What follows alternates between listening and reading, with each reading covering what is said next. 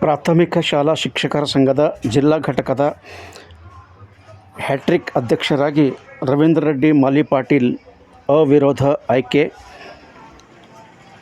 ಸಂಭ್ರಮಾಚರಣೆ. ಪ್ರಾಥಮಿಕ ಶಾಲಾ ಶಿಕ್ಷಕರ ಸಂಘದ ಜಿಲ್ಲಾ ಘಟಕದ ಹ್ಯಾಟ್ರಿಕ್ ಅಧ್ಯಕ್ಷರಾಗಿ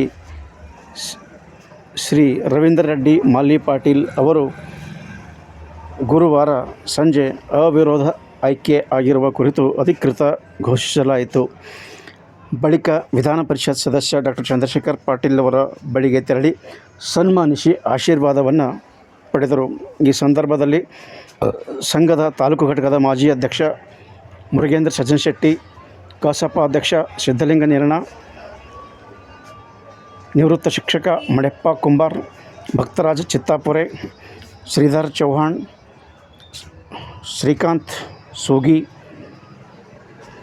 ಸೇರಿದಂತೆ ಇತರೆ ಶಿಕ್ಷಕರು ಮತ್ತು ತಾಲೂಕು ಘಟಕದ ಸಮಸ್ತ ಮಹಿಳಾ ಹಾಗೂ ಪುರುಷ ನಿರ್ದೇಶಕರು ಈ ಸಂದರ್ಭದಲ್ಲಿ ಹಾಜರಿದ್ದರು.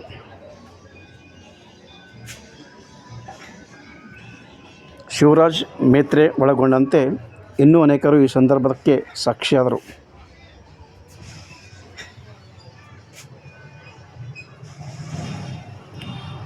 ಪ್ರೌಢಶಾಲಾ ಶಿಕ್ಷಕರ ಸಂಘದ ಜಿಲ್ಲಾ ಘಟಕದ ಅಧ್ಯಕ್ಷ ಶೇಖ್ ಮೆಹಬೂಬ್ ಪಟೇಲ್ ಸಹ ಹಾಜರಿದ್ದರು.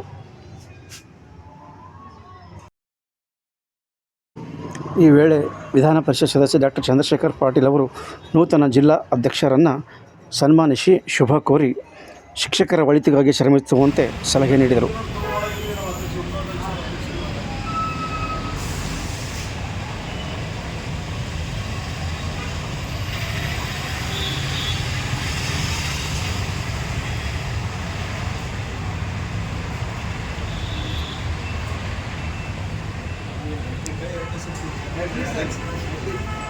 ಸರ್ ಹೇಳಿರಿ.